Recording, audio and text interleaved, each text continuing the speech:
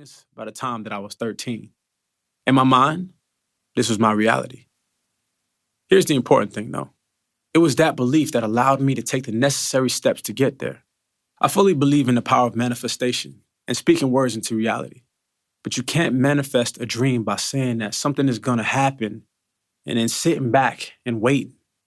You need to believe that you can achieve something in your heart of hearts and be willing to put in the necessary work to make it happen. When you do this, you begin to see the signs that you're on the right path. It happens slow, and then all of a sudden, it happens fast. At least that's how it was for me. Before my first album came out, someone asked me in an interview, what artist would you want to tour with if you could choose any artist in the world? And I said Lady Gaga. I ended up touring with Lady Gaga before my first album even came out. I spoke it into existence. A few years ago, I heard that Wiz Khalifa made $20 million in a year. And I said, next year, I'm going to make $20 million too. That was my mindset. I believed it and put in the work to make it happen. That is the power of the spoken word.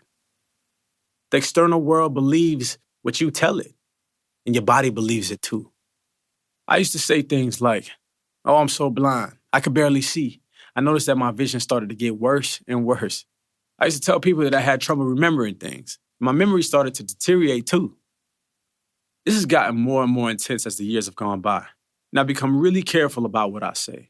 Now, you'll never catch me talking bad about myself because I refuse to tell the trillion cells in my body that I am inadequate in any way, shape, or form. I focus completely on the positive instead. Nobody teaches us about the power of our thoughts and words, and that's why so few people know this power and trust in it. In school, we're taught to fit the mold, to wait in line, and to raise our hands when it's time to speak. We're basically taught how to be timid and to color within the lines instead of how to dream big and make great things happen for ourselves. So when somebody like me says, I'm going to be the biggest pop star in the world, people think I'm egotistical. They just don't see the world the same way that I do. Just recently, I told my dad that my goal was to be worth $500 million 2 years from now, and he laughed. But I wasn't playing. No, Dad, I'm serious, I told him. Likewise, if I told you that lately my mind has shifted to the fact that there are only 7 Black billionaires in this country, that I want to be the 8th, to show Black kids out there that they can use their minds to become successful, you'd probably roll your eyes a little bit. But why? Why not me? Why not you? Why does someone else deserve it, but not you? Why shouldn't we all dream big, aim high, and believe completely in our ability to succeed? I hope that listening to this book helps you believe in yourself and gives you the confidence that you have all the tools you need to succeed in whatever field and whatever scale that you dream about. I hope my words resonate with you. In addition, I have asked some of my famous friends to offer their own words of advice for living their dreams. And you'll find some of those original quotes at the start of many chapters in this book. Now it's your turn. I want you to remember that whatever you want in this world is within your reach. I know deep in my heart that this is the truth. All you got to do is believe it, speak it, and work your ass off in order to get it. Use your words, your voice, and all the tools you've got to make it happen for yourself. Here's the beautiful thing. You can start today. We are not slaves to our past.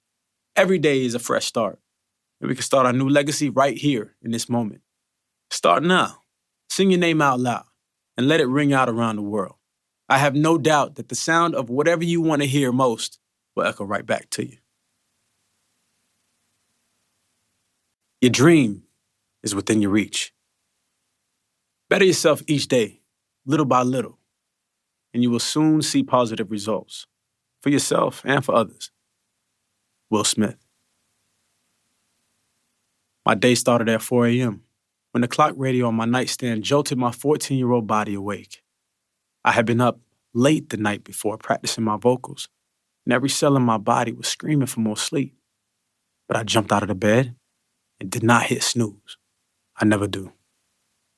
My family's house was small, and I had to be careful not to wake anyone else up as I tiptoed out of the bedroom and into the hallway. First, I hit the bathroom, where I changed into my clothes for the day. I usually wore baggy jeans and a t-shirt that I borrowed. Stolen from my brother Joey. Then I grabbed my book bag and something to eat on the bus. Laced up my red and white Saucony.